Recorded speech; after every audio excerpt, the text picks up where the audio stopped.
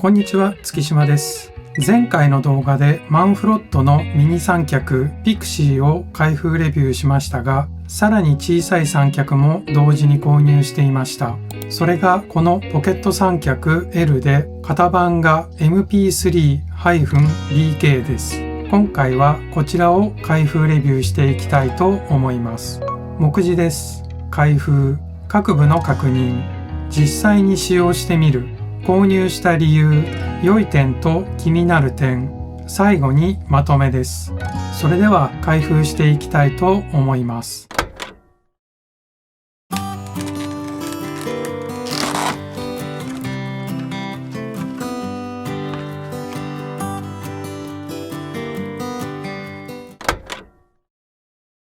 今は折りたたまれていて一番小さい状態です。手に乗せるとこんな感じです。折りたたんだ状態のサイズは横約8センチ、縦約5センチです。裏面です。カメラを固定するネジがあります。フロントの方向が刻印されています。そしてネジを固定するための溝が3箇所切られていますので、バランスのいいところにカメラを取り付けることができます。足を展開してみます。カメラを固定するネジはコインなどを使用して締めるタイプです。いつもコインを用意しておくのは不便ですので、私は手で締められるディーリング付きのネジに交換したいと思います。マンフロット純正のネジではないのですが、使えると思います。購入したネジでちゃんと使えそうです。ただ、ネジの径があるために真ん中の広がっている部分では大丈夫ですが、これ以上前後に動かすことはできないようです。純正のネジだとこの溝の前後も使うことができます。しまうときはディーリング付きのネジでも問題はなさそうです。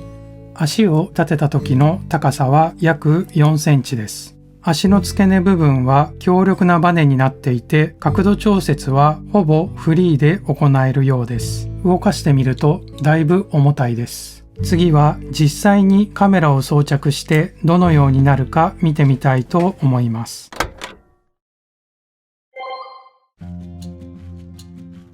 RX100 のネジ穴はレンズのセンターからずれていますので、ポケット三脚の左側の穴に装着してみます。問題なく取り付けられました。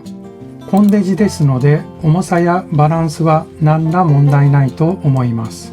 角度をつけることもできます。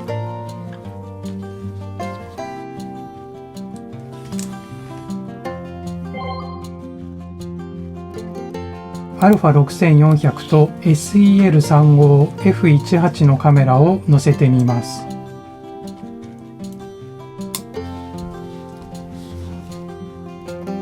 カメラのサイズもそんなに大きくないですし、特に問題なくセットできていると思います。角度をつけることもできています。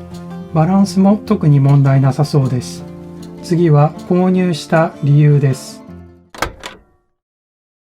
いつも動画を撮影する時の最初と最後のパートは、この机の端にミニ三脚を使用してカメラを設置しています。レビューしたいアイテムをこの辺に置いて撮影しているのですが、たまに撮影対象が小さい時があります。そういう時はもっと低い位置にカメラを設置したくなります。前回開封レビューしたマンフロットのミニ三脚を使用すると、カメラの高さはだいたい13センチになります。そうなるとカメラを下に向けるしかなくなってしまうのですが、このポケット三脚があればローアングルの撮影が可能になると思い購入してみました。角度次第では α6600 と SEL1655G の組み合わせでも使えそうな感じがしています。次はポケット三脚のいい点と気になる点を考えていきたいと思います。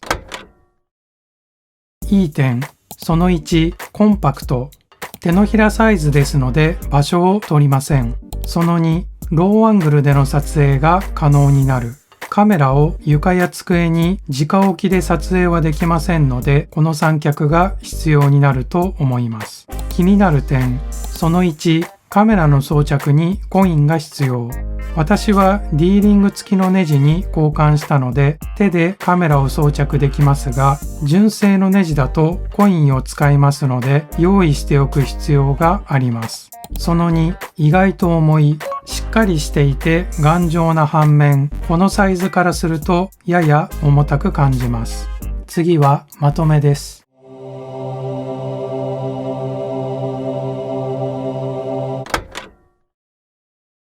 今まで撮影していてもっと低い位置にカメラを設置できたらいいなと思うことが多々ありました。このポケット三脚で解決できたら嬉しいです。それでは最後までご視聴ありがとうございました。